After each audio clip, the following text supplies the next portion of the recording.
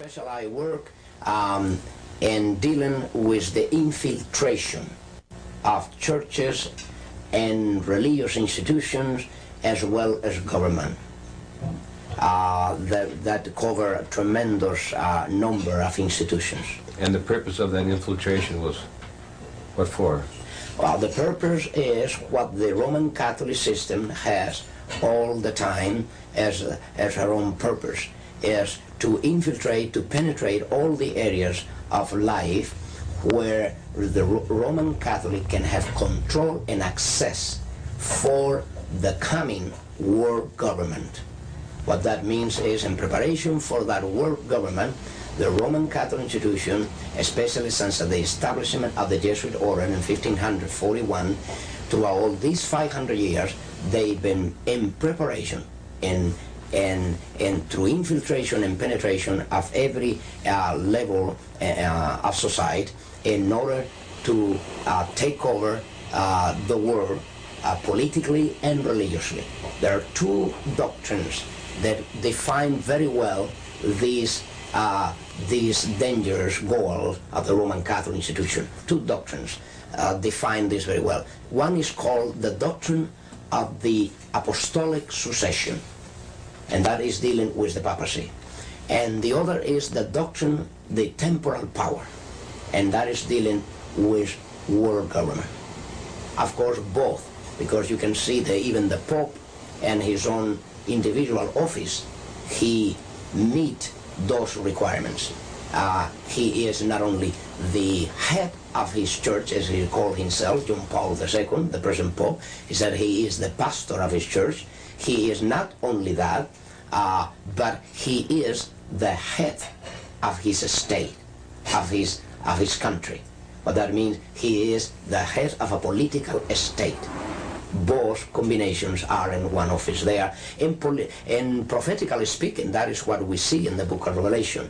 The political power always hand to hand with the religious power.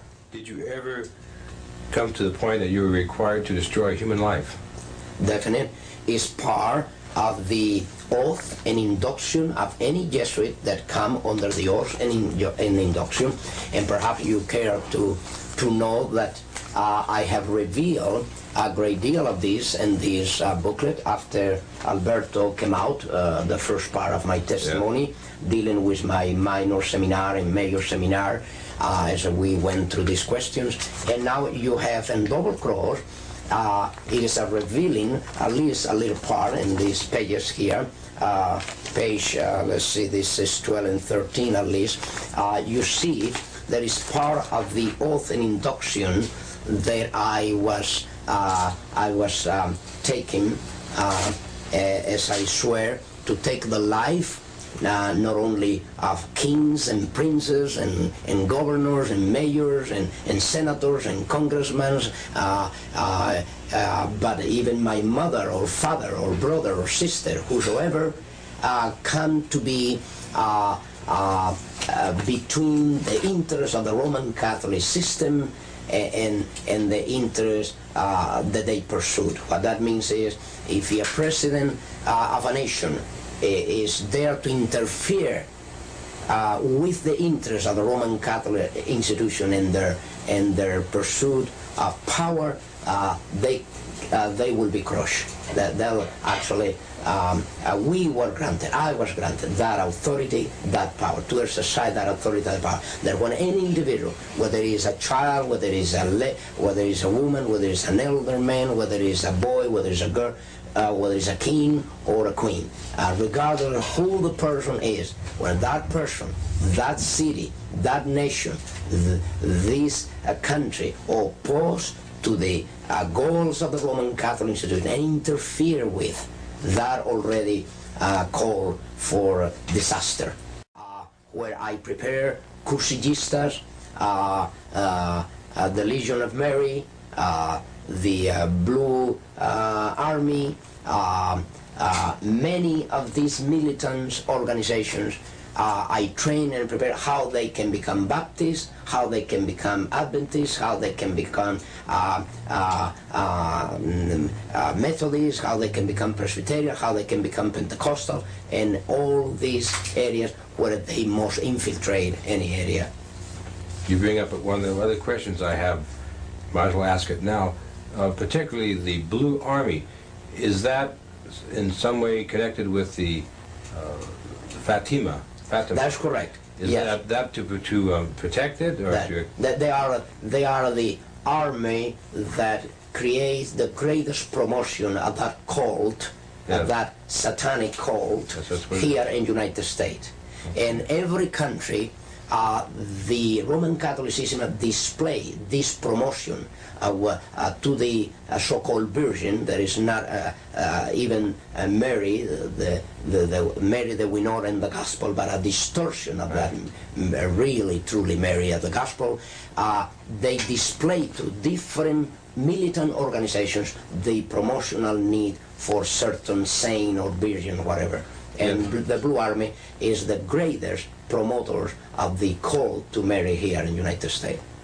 The Opus Dei is another arm of the Jesuits. What that means, you have Masons, you have Illuminatis, okay. you have the New Age movement, you have the Trilateral Commission, you have the Club of Rome, you have so many others. There are in different areas working through certain programs what they need in that particular area where these organizations move, whether there are secret or public organizations, they need to control certain area of certain people, and this is where and how they'll be ready to have them under control through these organizations. The Opus Dei mainly, they move next to what they call Christian democracy. The so-called Christian democracy is an outgrowth of this Opus Dei. It's exactly the words in Latin precisely define that. The Latin definition is for Opus Dei is the work of God. What that means, the Opus Dei. Opus meaning the work, and then you have how you call Dei, Opus Dei, the work of God. When the Council of Trent occurred, it was controlled by the Jesuits. Yes. How about the Vatican II? Is there a connection there? Yes, the connection is very, very, very prophetical. I will say this, I think that will clear the whole point here, because it's so prophetical that while the Council of Trent was the first council to be managed by the Jesuit order, the Vatican Council was brought about by the same Jesuit order with the same intention. And you know the intention of the Council of Trent. The intention behind the Council of Trent was the Counter-Reformation. What was the intent of the Vatican Council II? Another Counter-Reformation, but called today, how you call it? Renewal. You see the point? Now, the change was a name, but the intentions were the same. Yes. See, more sophisticated today. Yes. You see, the Counter-Reformation was taken to the Council of Trent. That was the entire Counter-Reformation was performed by the Council of Trent, decrees. Then through that time until today, Vatican Council II came about with the idea of renewal. That means another step forward, and the final, I will say this is the final stage of a Counter-Reformation. Now, how about the charismatic movement? What's the connection with that? The charismatic movement is serving the purpose, as we said, of one of the many issues. As we said about Saturdays and Sunday, they'll pick up every issue with different denominations. In the case of the charismatic movement, they pick up the charismatic movement because one factor. They could not bring under subjection the Pentecostal denominations. They couldn't. They could not.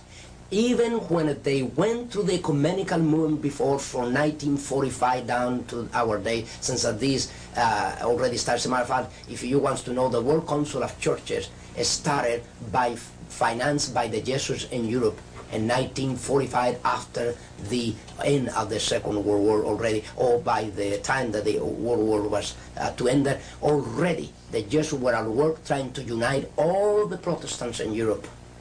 And that was the origin of the World Council of Churches and the ecumenical movement. Today the charismatic movement is serving that purpose. Where a Pentecostal could not be bring into the ecumenical forum, they brought it through the exercise of charismatic gift. Do you consider that Jesuitism to be an occult secret society?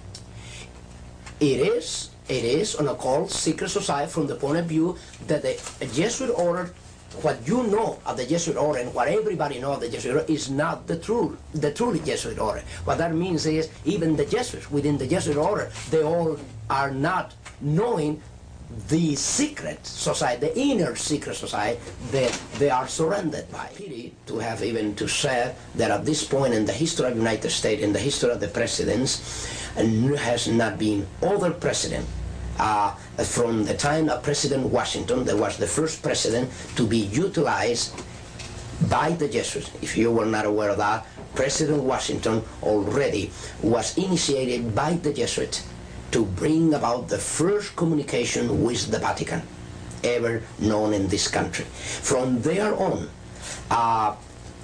President Reagan, to all this time, President Reagan has come to fulfill the greatest moment in the history of this conspiracy, because no other president has come as close as President Reagan with the Vatican, and even not even John F. Kennedy. What that means is they have done to President Kennedy, to President Reagan, what they were not able to do even through a Roman Catholic president. And nevertheless, I will say this: the religious belief of President Kennedy is nothing more, nothing else than another expression of Catholicism. Perhaps I need to clear this. Roman Catholicism is not only the Roman Catholicism. Roman Catholicism is still, and it has been at work outside the Roman Catholic system. What that means, there are many daughters of the Roman Catholic system outside the Roman Catholic system. And as there are many daughters, these daughters have children, and of course President Reagan fit within that picture. His relationship with the Vatican today brought about several things. One of them is the diplomatic relationship with the Vatican. Second, the preparation for the signature of a concordat between the Vatican and the United States. And if you want to know, this never took place overnight. President Reagan was prepared and initiated for the task that is performing today as President of the United States by the Jesuits of Rome, and the time that he served as a star in a movie that was very well known and still being showed today, a very old movie about the football team of Notre Dame. Newt Rockney. That's correct. This is the time that the first contact was made by the Jesuits with Reagan.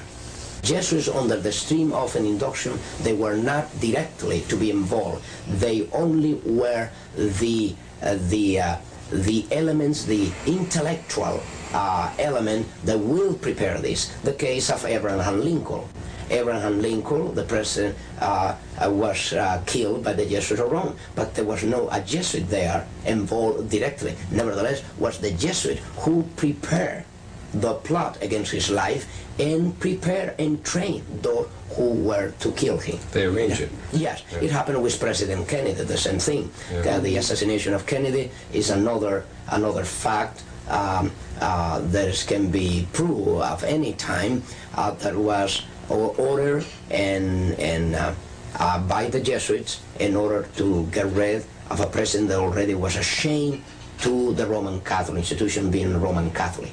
You have two different extremes. In Abraham Lincoln, you have that there was a man professing to be a Christian, solid Christian, and then there you have a man that professes to be a solid Catholic, but then put to shame his own institution when he was confronted about what he will do as a Roman Catholic president about the Constitution and about the interests of the Roman Catholic institution. When he placed the Constitution of the United States above the canon laws of the institution, he called for disaster. Let me tell you where the Knights of Columbus has done and performed a tremendous job in the United States in education, in public education.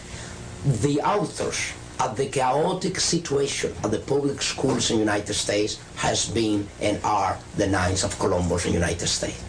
There's enough left of the old Inquisition. I will say there is a new Inquisition today, not even tomorrow, it's at work today, and here, even in the United States, and has been always. There is not replacement of a new Inquisition replacing the old. No, what happened is that the old Inquisition, as the years went by, under the sponsorship and guidelines of the Jesuit general and the Jesuit order, they has been changing their devices and their tools, in their I will say their devices, and their methods. You see, what happened is the Inquisition is the same Inquisition. The Holy Office never closed the door since it was established in 1200. You see, it never closed the door. As a matter of fact, within the Vatican, this is an office that never closed the door day and night. Today have a different name. It happened that they have a different name today, as they have different devices and methods to bring people to trial. Today, the Inquisition is at work. As a matter of fact, you have a book here that is called Night Journey from Rome, that we came to publish. A Night Journey from Rome is one of the last converted Roman Catholic priests in the United States, an American priest that was converted to Christ and his gospel about 2 years ago and came with us to the reading of Alberto, the first part of my testimony. He was Clark Butterfield, is his name, a Californian priest. There is the book here, Night Journey from Rome, and here is the most revealing thing about the actual Inquisition in the United States. He was so much aware of the reality of that Inquisition that in his own will, he prevented even his relatives, his own mother, his own relative, from bringing his body to the Roman Catholic parish the day that he was ready to depart to be with his Lord and Savior. And he almost prophesied, and I will, because exactly that was the intention. Immediately that he was killed by the Jesuits of Rome and Detroit, Michigan, through a Roman Catholic doctor, member of the Knights of Columbus. Mm-hmm. Then you can see the Inquisition is alive and well, with different devices, different methods, and a different name. Today they call the Office for the Preservation of the Doctrine and the Faith. The work of Alcazar and Rivera. Now these were two Jesuits that are starting already way back early, and before the 1600 already. Rivera and Alcazar were already commissioned to penetrate, since the infiltration was very difficult in the days through the Reformation. They can spot an infiltrator very easily in those days because the struggle was face to face with the Vatican. Then Roman Catholics and the Inquisitors, they have a hard time trying to infiltrate the Christian churches, even in Spain, where it was underground completely. They have a hard, difficult time, and there was a very fearful thing to infiltrate. Then nevertheless, they did it. They did infiltrate, and this is how they find many Christians worshiping the Lord in underground places. Now, through infiltration. But in these cases, they were not commissioned under the stream of an induction, as I was. under the stream of in induction, Rivera and Alcázar, they were to work, and then later Lacunza. There is more, but I will mention these three, the most important ones, in dealing with one special area, prophecy. They were assigned to deal especially with prophecy, with the purpose to do two things at least: to cover up any prophecy relate to the origin of the Antichrist, relate to the Antichrist, and relate to the papacy, relate to the Antichrist. And second, to cover up any idea that the Roman Catholic institution was never a Christian church, as I pointed out before. What that means is to make possible in Bible commentaries and church history that the Roman Catholic institution always will appear as a Christian church, fall in apostasy, and then need a renewal. And need of renewal. That was the idea that Rivera, Alcázar, and Lacunza tried to trace. Among other things, they tried to implement the idea that most of the prophecies of the book of Revelations were already fulfilled by the time of Nero. Yeah. What that means is that don't worry about prophecies today, don't worry about the Antichrist, don't worry about a one-world government, don't worry about nothing like that. Yes, that's correct. Walter Martin has been, and confessed by him, as a matter of fact, I could mention that I have a debate already with Mr. Martin, I have already a debate with Mr. Gary Met, and I took them both by surprise. I took Mr. Gary Metz on radio by surprise. I not only persuade him, I force him to answer these accusations and these slanders. And then I took immediately Mr. Walter Martin and Anaheim. And both gentlemen, they were not looking really to meet with me. They were trying to avoid, if it were all possible, that confrontation that I did have with both. We have tapes of these confrontations and these debates. And then Mr. Walter Martin, he himself, even so that I knew his name and the list of very confident persons by the Jesuit order. What that means is that the Jesuit order will have a list made up in the United States of people as well as institutions that are worth trusting. And Mr. Walter Martin, I even mentioned to him in this confrontation with him that his name was listed in that list. What did he say? And he said to me, well, I don't know why my name is there. I said, you should know. He should know. Yes. I said, you should know. As a matter of fact, why Mr. Walter Martin, 25 years ago, he even wrote about the cult to Mary, a book about Mary, and 25 years after, he have a list, as a matter of fact, that I have with me, a list of cults where he lists the most dangerous cults, and all who in the list of his most dangerous cults are Christian Science, Jehovah's Witnesses, Mormons, starting with the Mormons. And suddenly I thought, I was expecting that he will place at the top of the most dangerous cult Roman Catholicism, but were the Mormons. Now, the Mormons become the victim of Roman Catholicism not only, but become the victim of Mr. Walter Martin, because even the Mormons are the product of Roman Catholicism. The pressure for Sunday in the future is an issue. Is that a product of the Jesuits, or what do you know about that? Well, what I know is this, that even the Seventh-day Adventist denomination has been placed under the greatest setup and a real setup of all the history of the denomination.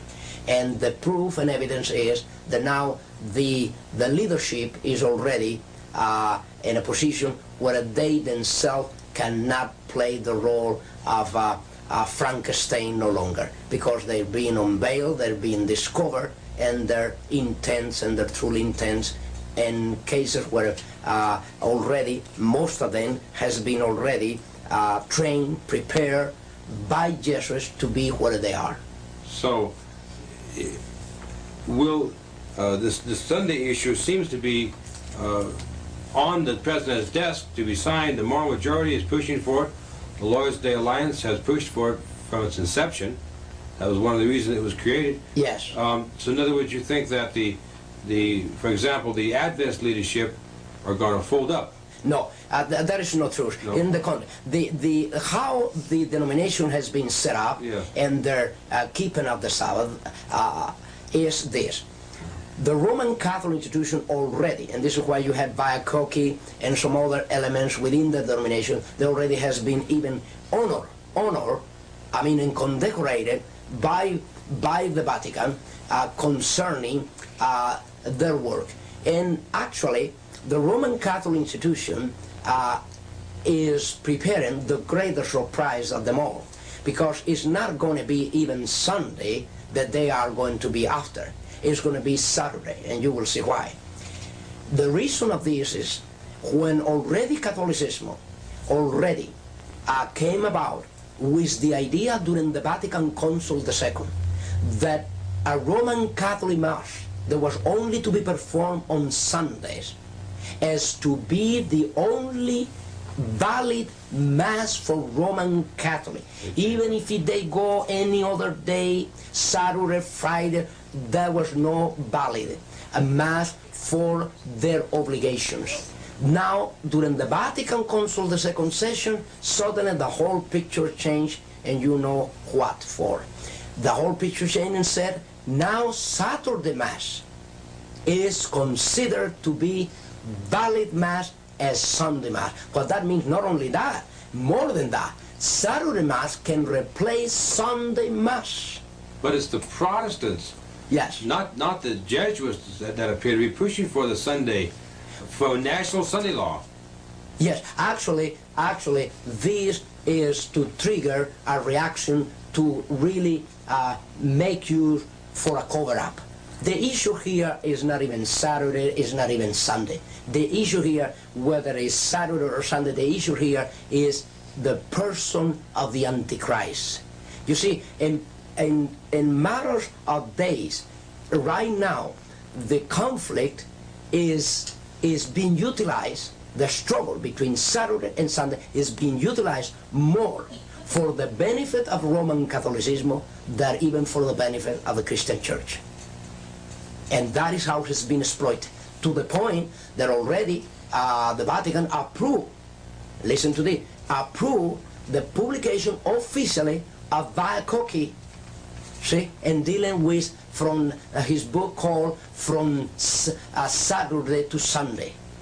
Now, if the Vatican go as far as approving a publication as such, what do you think that is happening? Do you see the point here? Yeah. If the Vatican goes as far, telling an official, a member of the denominational body of the Seventh-day Adventists, I am the author of this book, I'm telling you that you have changed Saturday to Sunday, that you, as a Roman Catholic, you were the one that changed it. I mean, openly saying that there you did this, and the Cardinal said and come and say, oh yes, we agree, we did this, we agree. Now, what are they trying to gain by doing this, by accepting this? What they are trying to gain? They are trying to gain the sympathy, they are trying to gain the life, and they are trying to gain the entire denomination as they have gained the Pentecostal, as they have gained the Protestants through different other issues. Nevertheless, they touch every other issue except the real issue. Through any other issues, like the tongues business, the charismatic gift, you see, they are dealing with their things where nobody can see what is behind. In other words, they cannot openly see any evil because you will see the Vatican as a good, in a good position, a renewal position, say, yes, we recognize that we did wrong, we changed from Saturday to Sunday, and we admit this, and we're going to do something about it. The Vatican Council did it. You see, we are going to incorporate now officially the Mass on the day of Sabbath. You see? Because the Bible's clear. Oh, yes. When they go that far, you can see one thing for sure. Now, there is, in this issue,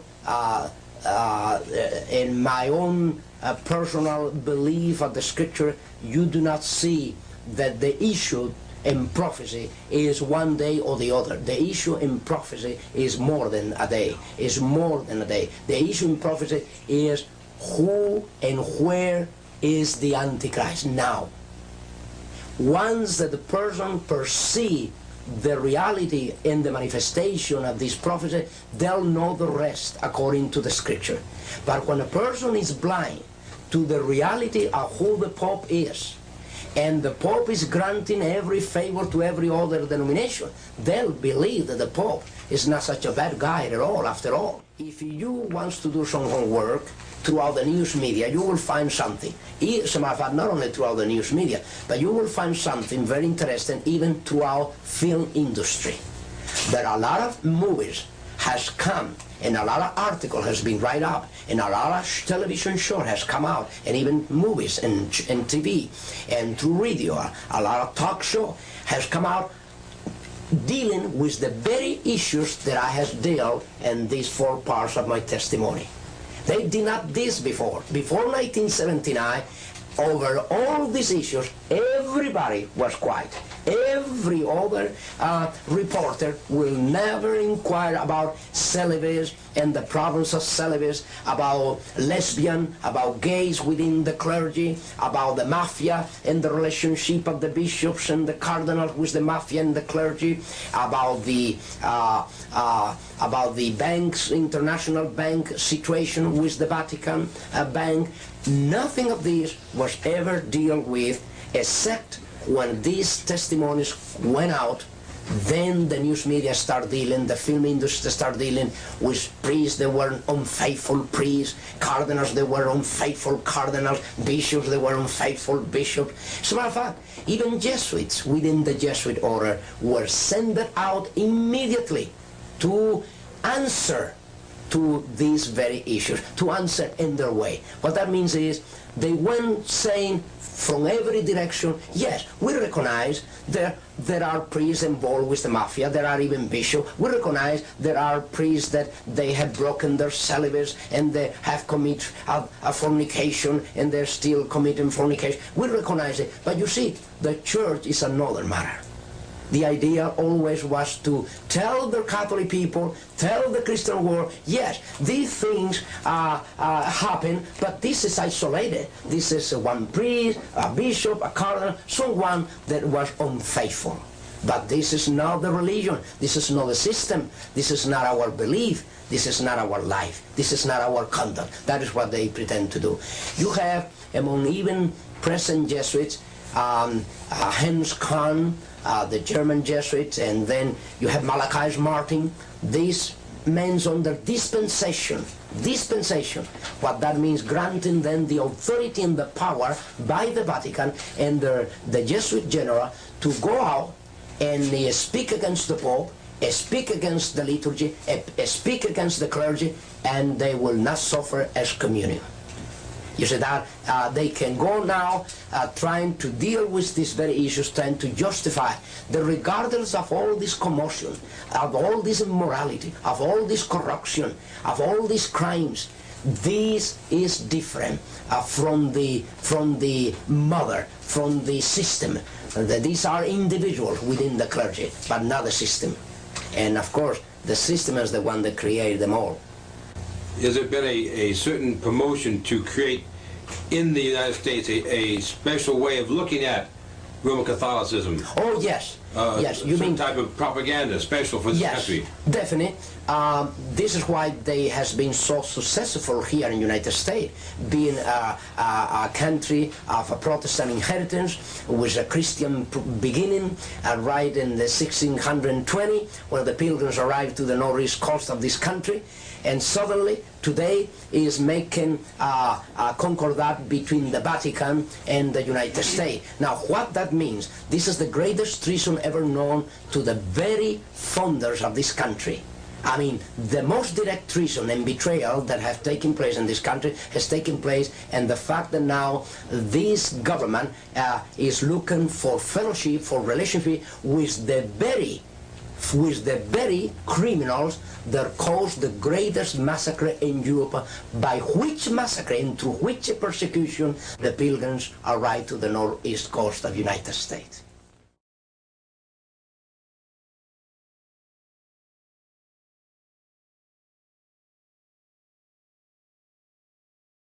Do you believe there is Christians among the Roman Catholics? There are any Christians? And the person said, yes, there are Christians. Oh, I know.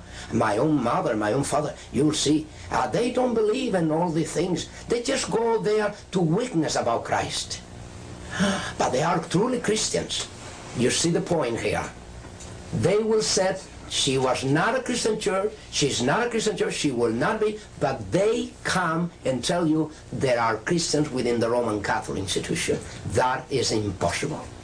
A person when is convicted under the Holy Spirit, being a Roman Catholic, the first thing that the person felt and know that she or he must do is to leave Roman Catholicism. Because Roman Catholicism live first from then, and then they leave after. You see, even a person that leave Roman Catholicism without being a Christian, Roman Catholicism is still with the person. What that means is they can leave the physical system, but Roman Catholicism is still with the person. Only Christ can eradicate from the root Roman Catholicism from the heart of a person.